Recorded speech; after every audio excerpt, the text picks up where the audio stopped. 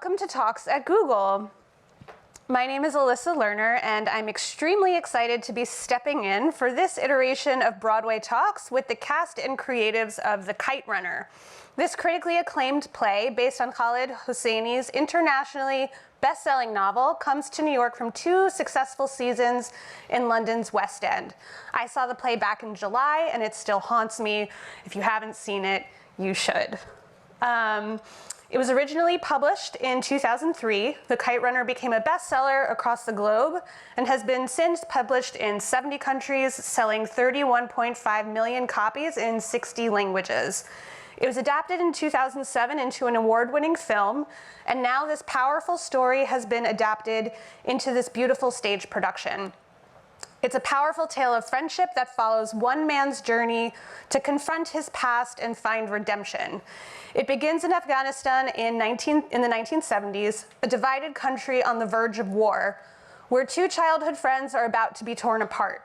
It's a beautiful afternoon in Kabul, and the skies are full of the excitement and joy of a kite flying tournament. But neither of the boys can foresee the terrible incident which will shatter their lives forever. Told across 2 decades and 2 continents, The Kite Runner is an unforgettable journey of redemption and forgiveness and shows us all that we can be good again. So now a little bit about our incredible panelists. We have Amir Arison, who plays the narrator and protagonist, and he is best known for his 9 seasons on the hit TV show The Blacklist. Additional fun TV credits include Law & Order SVU, American Horror Story, Billions, Bull, Homeland, and Girls. He has appeared in almost a dozen off-Broadway productions and is a Mendez Award recipient, an award given to those who use their platform to give back to the community. Outside his film career, Arison is an advocate for mental health, animal rescue, and arts education. The Kite Runner is his Broadway debut. Yay!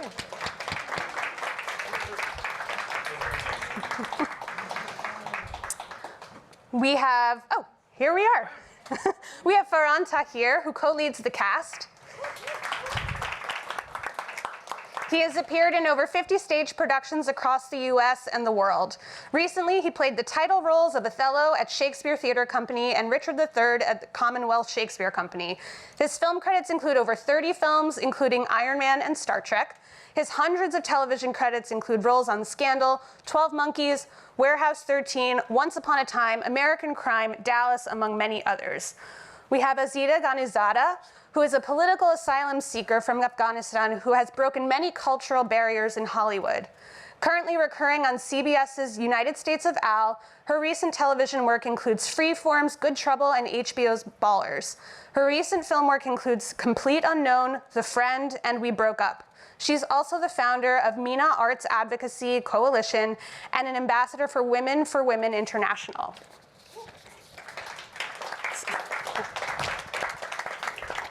And also 1 round for Farhan, because I kept speeding through it, so let's do 1 more.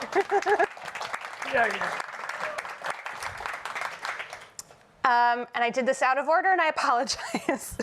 We have Salar Nader, who did I do okay? Close, 1 more time? That was pretty good. All right. Who is hailed as Afghanistan's tabla virtuoso. He is a percussionist, composer, educator, and producer. Groomed by Grammy Award winner Zakir Hussain, he currently tours with legendary bassist Stanley Clarke. Salar composed the music and played tabla in 6 other Kite Runner productions throughout the US and Canada, and we will be hearing a live performance from him in a bit. Woo! And last but absolutely certainly not least, we have Eric Sarakian, who is also making his Broadway debut in The Kite Runner. His theater credits include The Jungle at the West End, and I have a question about that for you, Twelfth Night, The Comedy of Errors, and Pericles at Shakespeare's Globe.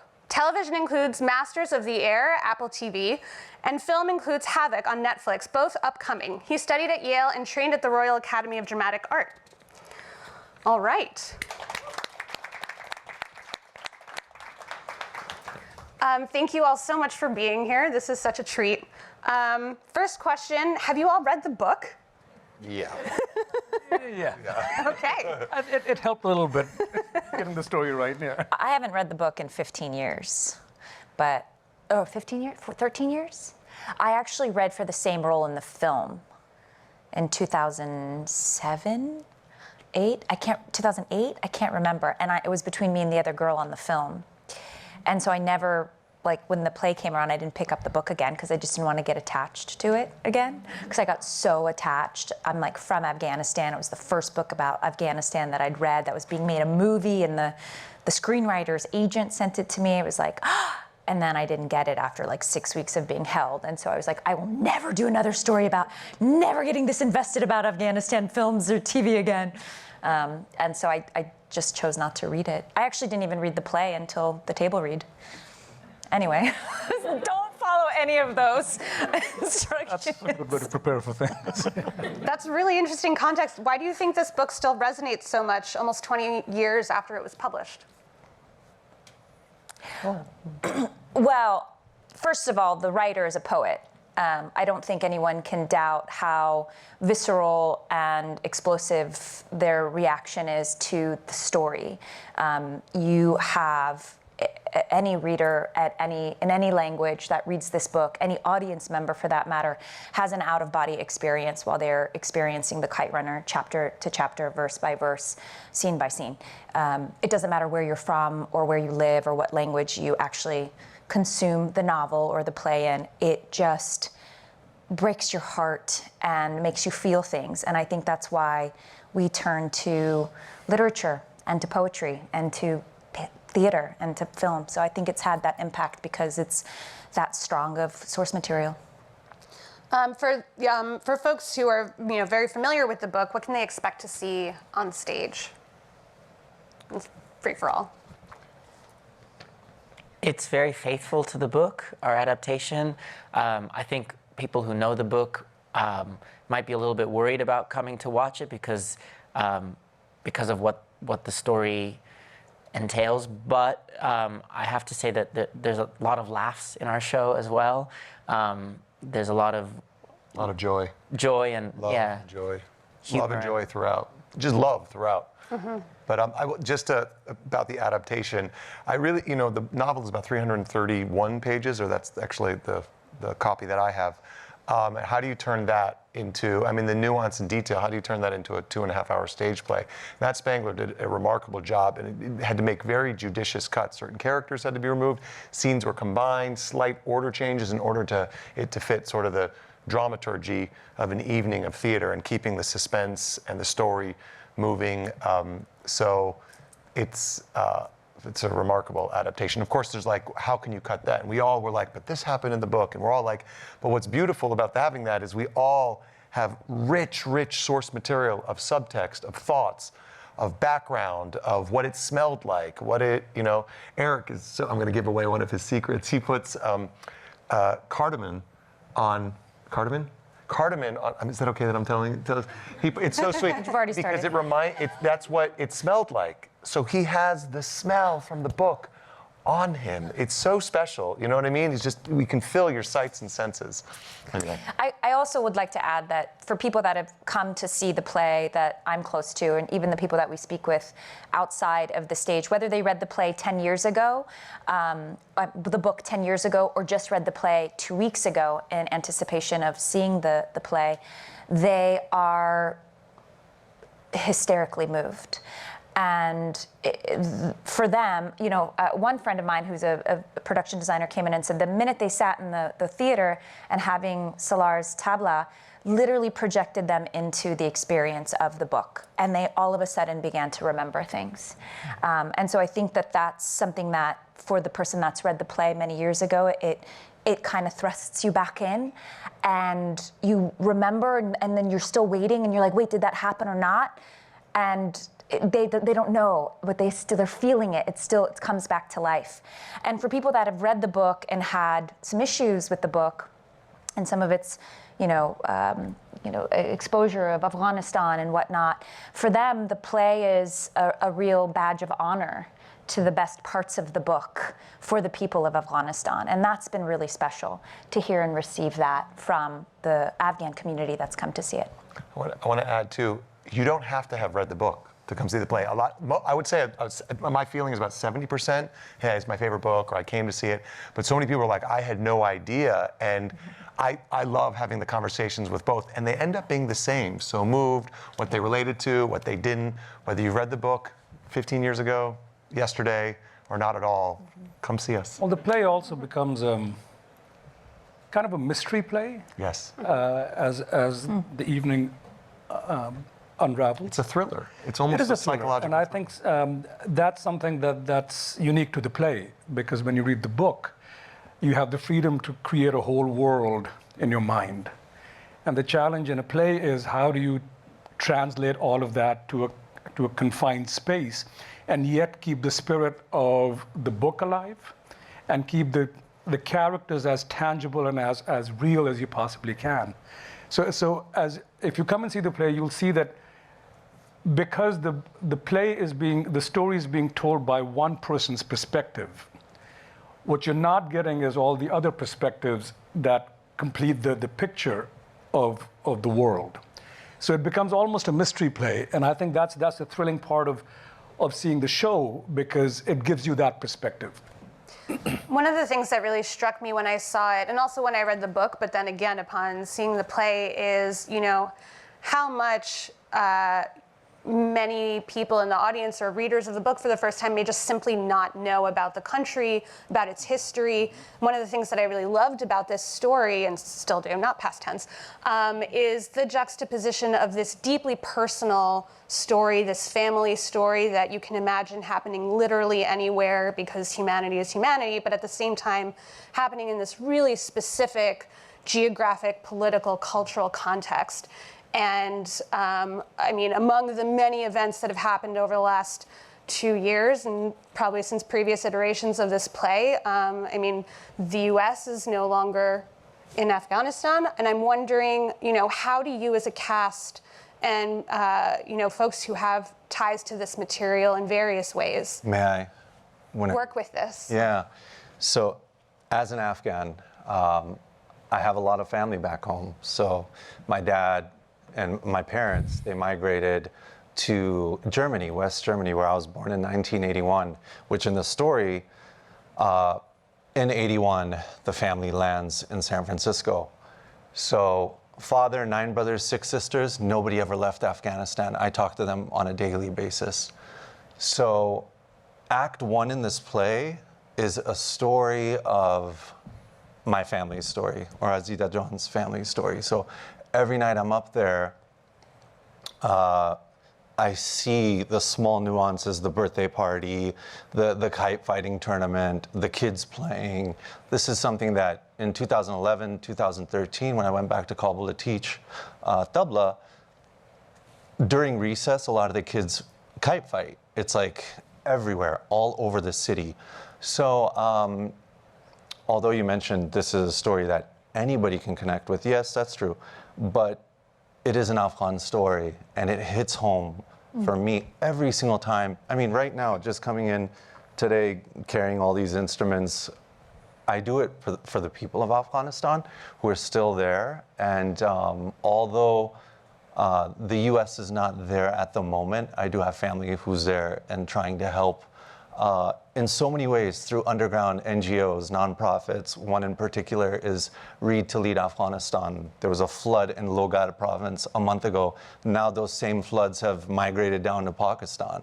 I'd love for people to know that, to not ignore Afghanistan and what's happening there. And I hope that for what we're doing every night on stage, it not only sets off that light bulb, which is like, okay, the Kite Runner, incredible, but source and find those Afghan people who are now coming into the US or Afghans that you're connecting with here, and find ways to either become a little bit more aware of what's happening in Kabul now, because as you know, 55% of the country right now is in food scarcity. So no medical supplies, food, the essentials, just water, rice, oil, is not being let into the country because of everything that's happened with the frozen assets and just GDP and what the import-export system in Afghanistan.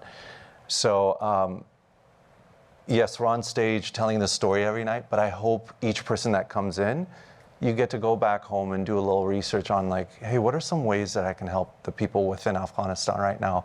Over 50% of the country is under the age of 18. So just imagine that, teenagers, children, who are all dreamers, like all of us in this room. Anyways. I'd love to add to that. I think that what's so special about this is, you know, what we're doing right now in this specific moment in time is keeping a story alive while musicians and artists and women and all of these other things are kind of being stripped away of their voices. And you've got almost 100,000 people that are being exposed to a beautiful story about a misunderstood culture every night for the next 5 months on Broadway, right? The pinnacle of what storytelling and theater is. And it really just connects you completely to the culture, and it keeps that what's going on in the news, there's just a little bit more of a personal connection that audiences leave with, because they get to see not just, you know, war and oppression and all of that other stuff, but they get to see the poetry and the beauty of the culture. And that's how we keep that stuff alive, is through storytelling, it's through music, it's through art. And so that's how we kind of keep the culture of Afghanistan alive, is through these kinds of mediums. Yeah, so on that note, actually, I wanted to ask you all about you know, how you worked with language and also music in constructing the stage play. I think that, you know, the play does such a good job bringing us into the sonic landscape in so many ways that are unfamiliar, perhaps, to the audience. Can you tell us a little bit about the language coaching and training that you may have worked on in the show, or and then as a follow-up to Salar, if you can tell us a little bit about how you developed the music for the show. I think those sounds really bring the production together. Sure.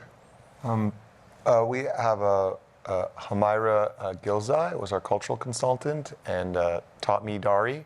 And those of us who didn't know Dari, which is a dialect of Farsi spoken in Afghanistan, specifically Kabuli Dari, because there's 150 various ethnicities or more in Afghanistan. Anyway, so, and then we had two others, Yas and Mustafa, also all helped with accent and language and you know, the cast, and they continue to work with cast and understudies who are going on, and we everyone cares.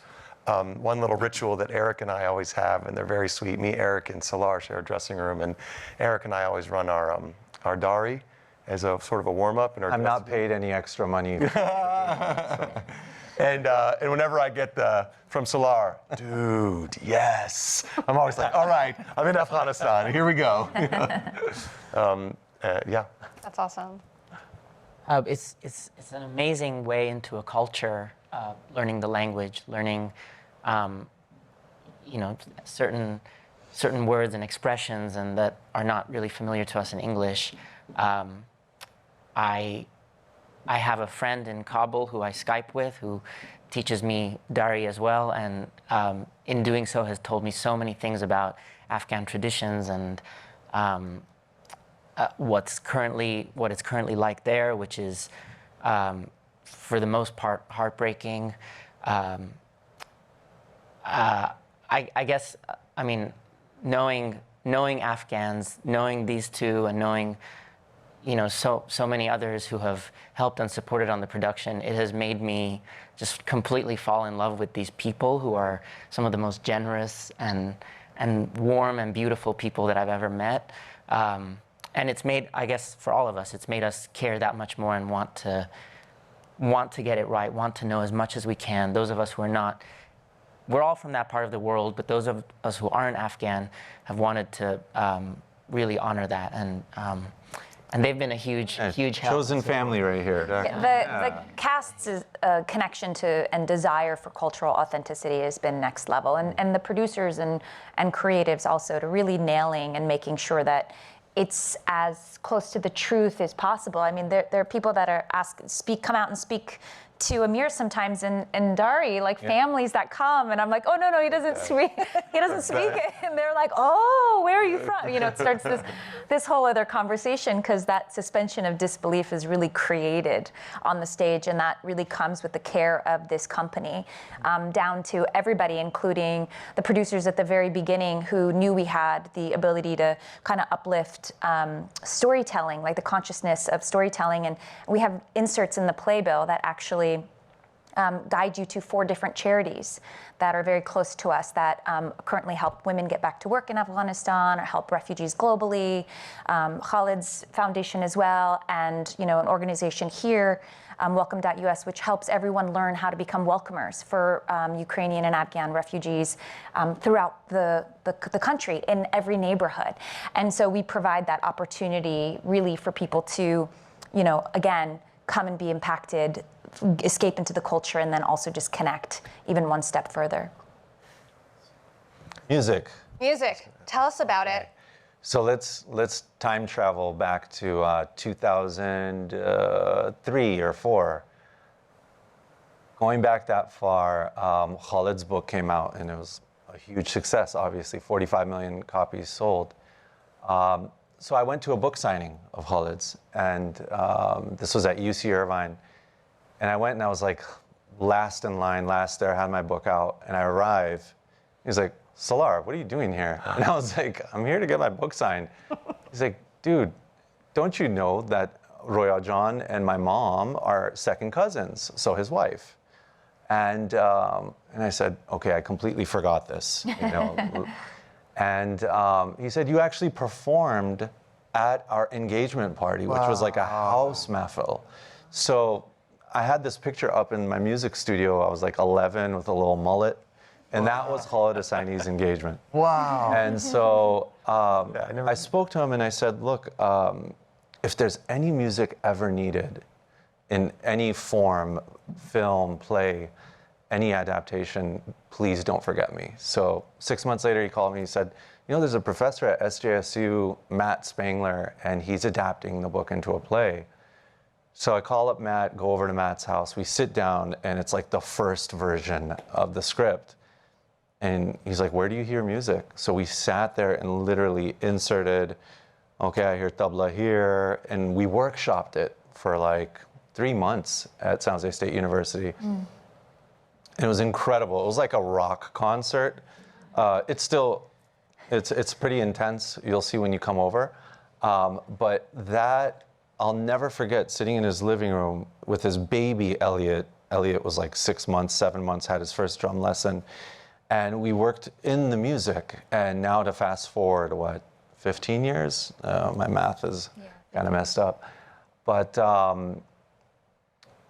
elements of instrumental music from Afghanistan, the rabab, the atan, that is a dance that is not mentioned in the book. But I said, it's really important to now, at this time, showcase the dances of Afghanistan, the songs of Afghanistan. And a lot of people approach me nowadays after a typical concert and say, we didn't even know there was music in Afghanistan, because from 94 to 2001, all music was banned in Kabul. So for recent people who have now just figured out, okay, Afghanistan, it's a country, it's there in Central Asia, it's their first time hearing the sounds and rhythms of Afghanistan. So A, it's a huge responsibility, but B, and I'll demonstrate later, it was so important for me to make sure I paid homage to all of my mentors and teachers and the artists that are unsung heroes of Afghanistan that we'll never get to hear or listen to now. Some of them have either passed away or taught their students and families, and they're in Afghanistan. And actually at this time right now, a lot of the Logari musicians, I've set up a fund through my foundation, SNTF, where we give scholarships to the musicians. Normally these musicians would go out and perform at weddings, at birthday parties. All of that is done, gone. So they have, you have like now violinists or armonia players who are, a butcher at the market. And some of them literally dig a hole in their backyard and bury their instruments because they're afraid to be found and then killed. So, yeah, that's a lot, but it's all real. That's tremendous context for some of the sounds that we'll get to hear imminently from you, and in the play as well. You wanted to add one thing. First of all, some of us didn't know.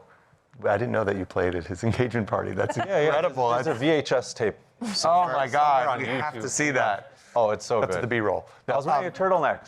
So I just want to say one thing, because Solar is on the stage most of the show as well. So although we technically don't interact, we feel each other the whole show. Oh, yeah. And so in addition to all the authenticity and all the sounds,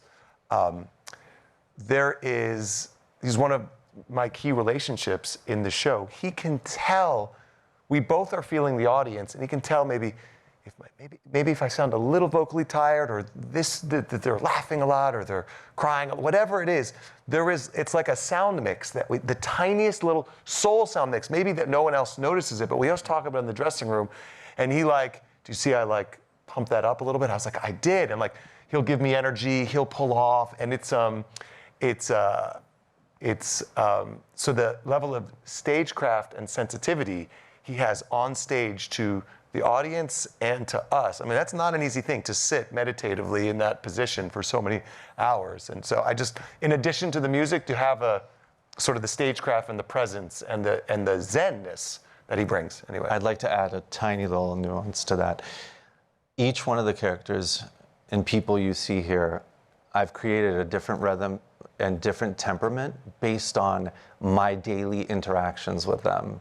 So in music, in jazz, when we go out, what happens on stage, it might be the same song, but whatever happens leading up to that day, whatever the day brings, that conversation of 2 minutes in the hallway, will help build or allow me to understand, okay, when Baba comes on stage, Farhan, his stature, he's just such a massive person. He fills the whole stage when he walks on. That rhythm I'm giving there, it's all on purpose. It's this big, broad sound. Would you like to sample the Baba? Eventually I will, I promise. Same with Eric, his movements. I mean, there's the characters in the book, but then there's the human beings I'm working with here who bring that all to life. And also the duet dance that's done between Azita and Amir. I mean, that's such a beautiful thing. Every night it's different. I'm shouting a different thing on stage. Maybe they hear it, they don't hear it. I'm interacting with the father of the bride and father-in-law, sorry. Yeah.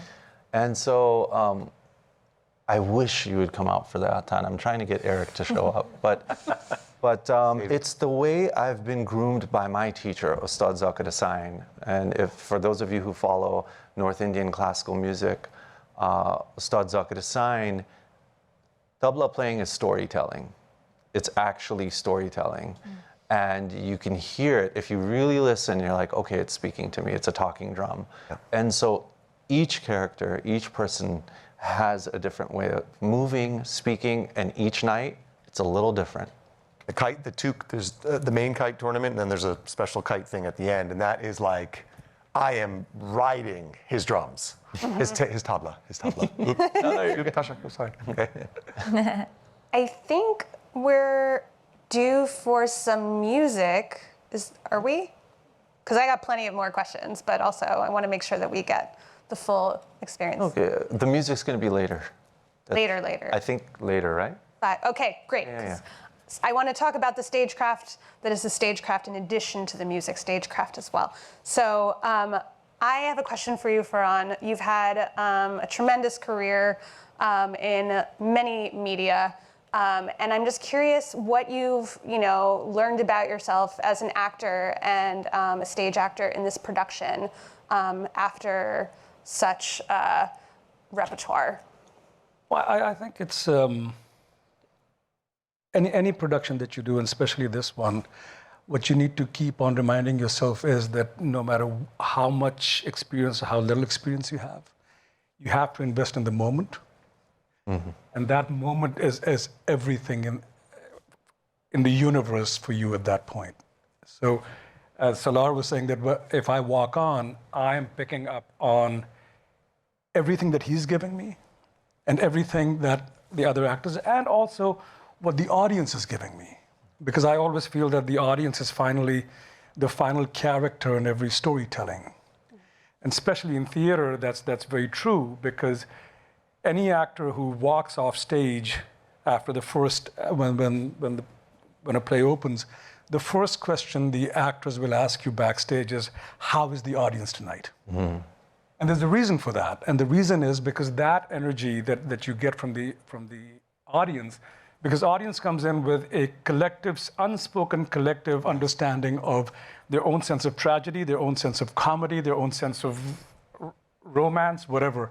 And you pick up on all of that. And I think what I keep learning every day is that you have to keep yourself available and fluid throughout. You don't compromise the integrity of the character or the story, but at the same time, you have to be very open to what is happening in that moment then.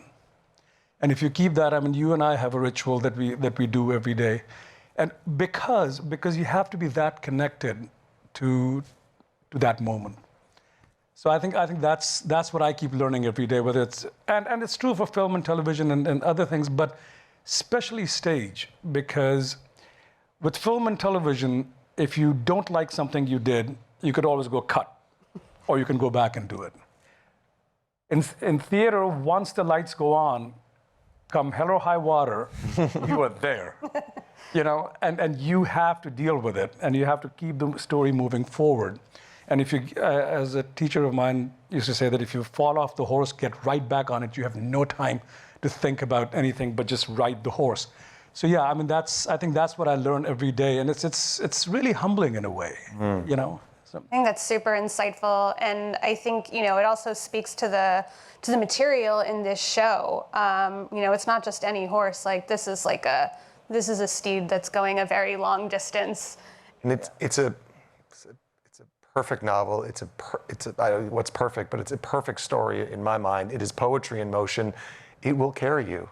If you feel lost, you feel just tell the story, fall back in the story, fall into the arms of this cast, fall into the sound, and it doesn't matter if there's 10 people out there or 591 is our max. And then that ratio of how many people in the audience and what they're is like a facial feedback theory, is a feedback that creates its own. Every night is so special. We had a fire alarm go off last week. We had to stop the show, come back and finish it. I mean, and it was one of the most memorable, bizarre, unique experiences of my career, of my life. Wow. Anyway. On that note, though, you in particular are on stage along with Salar, but you're on stage doing this for the whole show. I mean, like one of my many but early thoughts when I left the theater was just like, oh, he's doing the whole thing. Like he's playing the full 40 minutes of a basketball game. Like he's running a marathon every night, and with this emotional content, like how do you train for that? How do you keep it up? When I first got it, I was like, I don't know how I'm going to do this, and I was quite petrified. Some of them already know this. I went away for a month before rehearsal started to memorize, study, language, accent, learn the 40-some odd monologues before rehearsal. But really, the main thing I wanted to do was quiet my mind and my body. Stretch, get my mind, body, vocal training, get all that in place so I could have the rituals in place so that as many of the variables answered so that I could fall forward, fall into the cast, fall into the director, and fall into the play. What I found is I thought the play would absolutely drain me. I wouldn't be able to do it, the emotional toll, the vocal toll, the physical toll. And what I discovered on a very basic level is if you go home, sometimes after rehearsals and tech, and I'm hobbling home, I'm in tears. I'm like, how am I going to do this? If you rest, if you get your sleep, and you drink water, and you breathe, and you take your meditation, you restore. The human spirit, that is the thing I have learned. What we can endure and do, and then shut the F up, Amir, what people are going through right now in Afghanistan. This is an honor and a privilege to get exhausted every night sharing this. And I don't say it exhausts me, it cleanses me. And it is the most centering theatrical experience of my life. I think the challenges are, I was thinking about this the other day, that our challenges are very different. And because Amir, he has to take this show from point A to point Z and just drive it through. Our challenges are, because we come in vignettes, we have to fill in all of that emotion that he has talked about, or the history that he has now revealed to the audience. We need to come in those scenes. Some of them are, a week apart. Some of them are a year apart. Some of them are 3 years apart. 5 years apart. And you have to come in with all of that history and bring all of that energy and justify and verify his narration to the audience and give it. So it's a very strange, it's a beautiful challenge on many levels. And then Salar has to come in and underscore all of that, the past, the present, and the future. My knees. Oh. Yeah. 6-hour days. And then pre-show was just extended from 7 minutes to 15 again.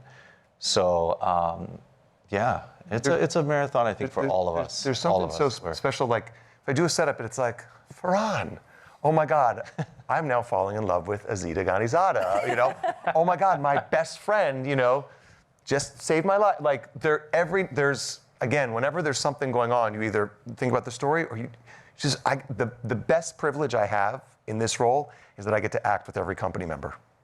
Yeah. I get to work with every person on stage, and that has been the most, it's just so rich. Well, you have wonderful colleagues to work with. I do. We are closing out with a wonderful musical performance. Okay. So please stick around. And thank you all so much. This has been a real treat, and I'm so excited to hear you play. So thank you. Okay. Yeah, me too. I'm Great. excited to play for you all. Yeah. Okay, so hello tabla. And also with the tabla, it's like the movie Avatar. We mentioned horses earlier, and in Avatar you plug in, and if the flying dragon accepts you, it'll do your bidding. So the tabla is the same thing. Every day I retune.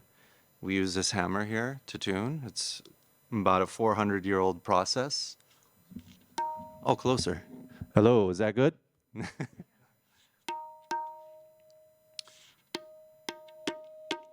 So tabla has its own language. Like I said earlier, it's a talking drum. And so in tabla tradition, we say tabla bols. So Urdu or Hindi, bol means to speak. And in Dari Farsi, we say bazabon. Cheeze ke bazabon mein gui, amun cheez az tabla mein braya. So that means what you speak is what comes out of the instruments. So da, teta, tere kita, dage nati, ge ge ge ge ge, ge. And I do that when he catches the kite on stage. So when it appears, that element of surprise. So putting sentences together in tabla. Da kitatakitere kitatakita. Kitatakitere kitatakiran. Da kitatakidum kitatata. Where were you today? Giranagatere kitadati da. I didn't feel so well, I stayed in bed. So that kind of stuff. You can evoke any mood, expression, and you have to show it when you play. So I think what I'd like to start with is, I know there's a track list there. To pay homage, again, to those who came before me, especially of the Afghan tradition. There is a province called Kataran. And in Kataran and Mazar Sharif, it is known that to this rhythm, it's such an infectious rhythm that even the horses that do the buzkashi, which is a ancient form of polo that's played in Afghanistan. These horses will dance to this rhythm, and it's called kataghani. The instrument you're going to hear is the national instrument of Afghanistan called the rubab, R-U-B-A-B. Look it up on YouTube. Beautiful pieces. You'll love it. It's meditative on its own, and it's pretty funky when you hear it. So can I have that track, please? Here we go, kataghani.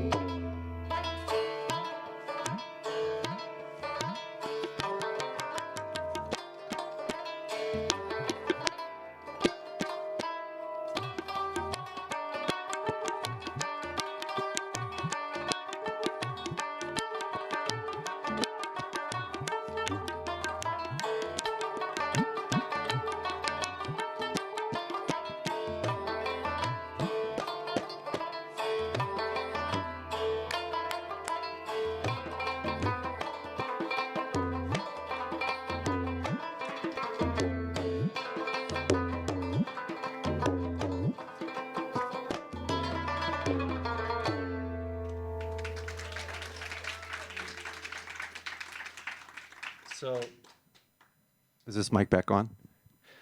So that it's actually based on a vocal song called Sabzabanoz Miaya Mahrabanoz Miaya. So Sabzabanoz Miaya is basically, it's a romantic song meaning sabza. So olive-skinned woman is coming through with a lot of naz, and she looks great. She's dressed up, and she's walking through and jaws on the floor, that whole thing. So yeah, Sabzabanaz, you can look it up as a song or you can hear the instrumental. So, and the rhythm again, kataghani. This drum in particular is a Logari Dolak from Logar. And you can see the beautiful work around the instrument. It's just such a beautiful instrument, and it's played double-sided. So my dad said, make sure you demonstrate this. This is for you, Dad. So this is called Dopate Logari, real quick, 10 seconds. So Logari Dopata.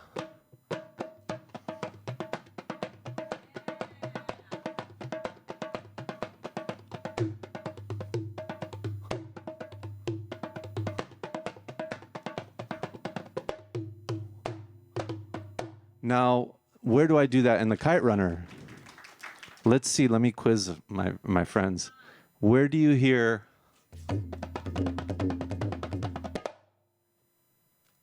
when he's running into his father's arms after the kite? Yeah. So that's where this traditional Logari rhythm is entered. 20 seconds, quick homage to the masters, and it's there.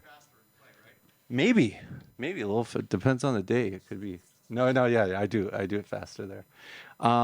So that is Katagani, Logari instrument. Second track, please, and I hope you guys will stay for this one. Don't.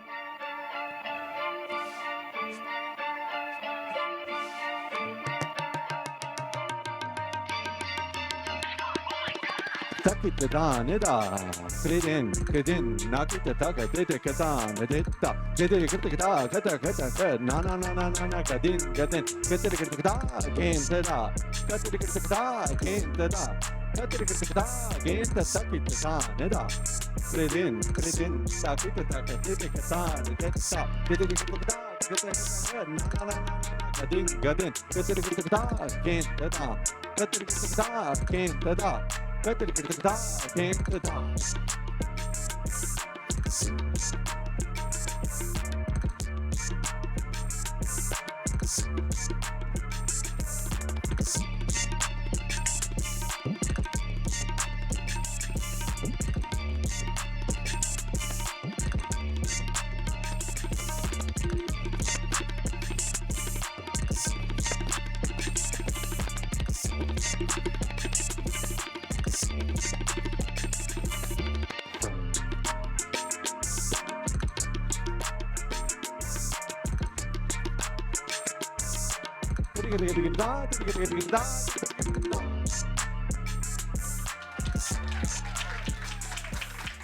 Now, that's homage to a completely different tradition. So I grew up in California, hip hop, rap, jazz, and I tour with one of my greatest mentors of my life, Maestro Stanley Clarke. So I grew up with Boys in the Hood. He's the composer to the film Boys in the Hood. So yeah, I get a pass for playing with hip hop. And so this track's called Tokyo. It'll drop next week. And what you heard in the beginning is another homage to my own teacher, Ustad Zakir Hussain. Takita da nida.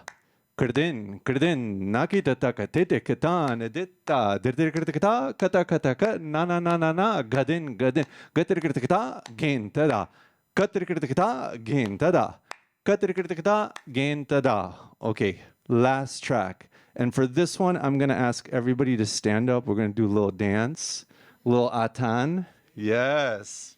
Here we go. Wait. Hold the track. I'm not ready.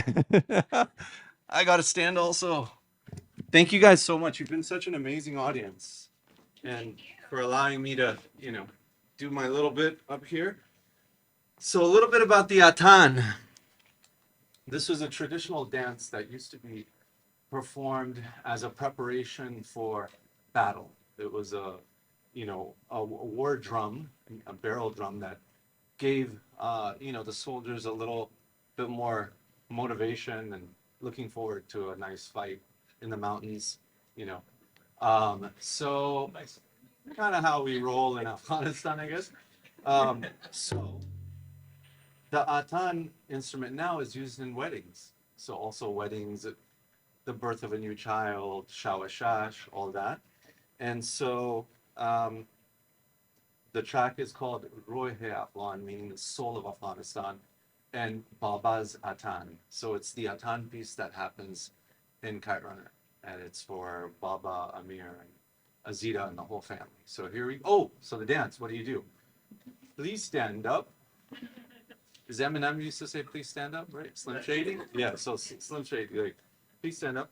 Now, very simple circle if you can make it in your place, but if you can't make it, the rhythm of the claps. So you wave, you come in and you clap. So wave out or behind and then clap. Now, if you can do the spin, you would do a back and you're stuck between seats. So just a back and a wave, get those juices flowing before you go back into the next part of the day. There you go. Yeah. So for those who want to really move around, go for it. Express yourself. So here you go. Track, please.